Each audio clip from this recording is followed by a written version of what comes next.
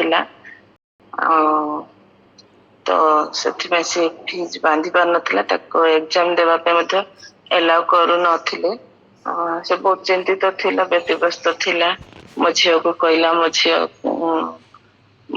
ମତେ କହିଲା ଆଉ ମାମା ତା ପାଇଁ ପ୍ରେୟର ରଖ, ଆଉ ତାର ପଇସା ଯେମିତି ଯୋଗାଡ଼ ହେଇପାରିବ ଆଉ ସେ ଏକ୍ଜାମ ଦେଇପାରିବ, ସେଥିପାଇଁ ତା ପାଇଁ ପ୍ରେୟର ରଖ, ଆଉ କିଛି ଯଦି ହବ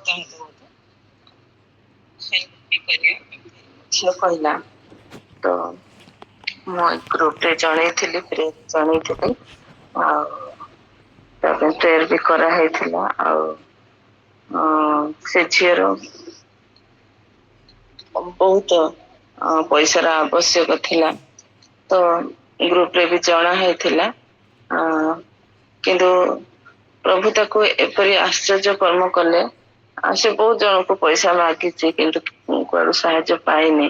ଆଉ କିନ୍ତୁ ସେ ପ୍ରାର୍ଥନା ପ୍ରଭୁ ଶୁଣିଛନ୍ତି। ଆଉ ମୋ ଝିଅ ଯେତେବେଳେ ତାକୁ କହିଲା, ଦେଖେ ପଇସା ତ କୁଆଡେ କିଛି ଯୋଗାଡ ହେଇପାରୁନି, ମୁଁ ତ ଦେଇକି ବି କେତେ ଦେଇପାରିବି, ଯେ ଅଳ୍ପ ତ ମୁଁ ଦେବି, ଆଉ ତୁ ଗୋଟେ କାମ କରେ, ତୁ HOD କୁ ଯାଇକି ମିଶେ, ଆଉ ସେ ହେଲ୍ପ କରେ, ସେ ବହୁତ ଭଲ ଲୋକ।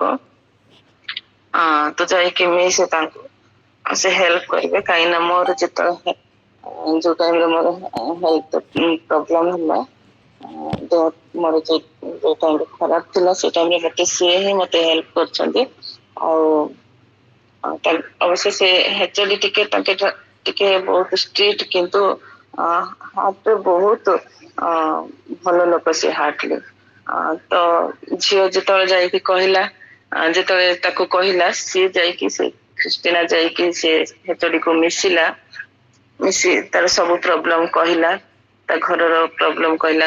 ଯେହେତୁ ତା ବାପା ଜଣେ ପାଷ୍ଟର, ଆଉ ସେ ଟାଇମରେ ତା ଭାଇର ମଧ୍ୟ ଟ୍ରିଟମେଣ୍ଟ ଚାଲିଥିଲା, ବହୁତ ତାଙ୍କର ଟଙ୍କା ଖର୍ଚ୍ଚ ହେଇଥିଲା, ଆଉ ବହୁତ ଅସୁବିଧାରେ ଥିଲେ। ତ ସେ ଝିଅ ଯେତେବେଳେ ଯାଇକି ତାଙ୍କୁ କହିଲା, ତ ଫାଦର କହିଲେ କି ଆଉ ଠିକ ଅଛି, ମୁଁ ତତେ ହେଲ୍ପ କରିବି କହିକି ଏତେ ମାନେ ତାକୁ ହେଲ୍ପ କଲେ, ଯାହାକି ତାର ଗୋଟେ ଟଙ୍କା ବି ତାକୁ ମାନେ ଫିଜ୍ ବାନ୍ଧିବାକୁ ପଡିଲାନି। ସବୁ ପ୍ରକାର ସବୁ ହେଲ୍ପ କଲେ ସେ ଫାଦର, ଯେ ତାଙ୍କର HOD ଥିଲେ, ସେ ସବୁ ହେଲ୍ପ କଲେ, ଆଉ ତାକୁ ଗୋଟେ ଟଙ୍କା ବି ବାନ୍ଧିବାକୁ ପଡିଲାନି।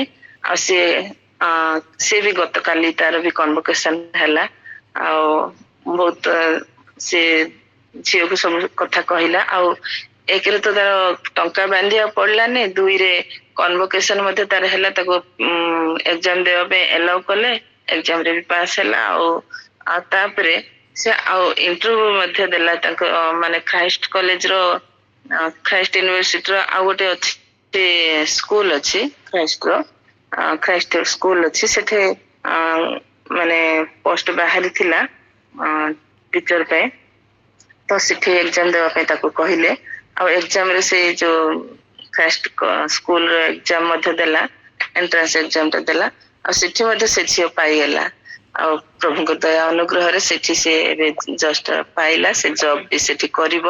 ତେଣୁ ପ୍ରଭୁଙ୍କ ମହାନାମରେ ଧନ୍ୟବାଦ ହଉ। ସମସ୍ତଙ୍କ ପ୍ରାର୍ଥନା ସେ ଟାଇମରେ ପ୍ରାର୍ଥନା କରିଥିଲେ ତା ପାଇଁ, ତେଣୁ ସମସ୍ତଙ୍କୁ ଧନ୍ୟବାଦ ଦିଏ। ଆଉ ପ୍ରଭୁ ଆଶ୍ଚର୍ଯ୍ୟ କର୍ମ କରିଛନ୍ତି ସେ ଝିଅ ପ୍ରତି, ତେଣୁ ପ୍ରଭୁଙ୍କୁ କୋଟି କୋଟି ଧନ୍ୟବାଦ ହଉ। ପ୍ରାର୍ଥନା ଶୁଣିଲେ ଆଉ ଉତ୍ତର ଦେଇଛନ୍ତି। କାଲି ମତେ ଶୁଣିଲା ବହୁତ ଖୁସି ଲାଗିଲା। ତ ପ୍ରଭୁ ନିଶ୍ଚୟ ଆମମାନଙ୍କର ପ୍ରାର୍ଥନା ଦଉଛନ୍ତି, ତେଣୁ ପ୍ରଭୁଙ୍କୁ ଧନ୍ୟବାଦ ହଉ। ପ୍ରେଜ୍ ଦ ଲର୍ଡ। ପ୍ରଭୁ ଏ ସାକ୍ଷୀର ଗୌରବ ପାଆନ୍ତୁ।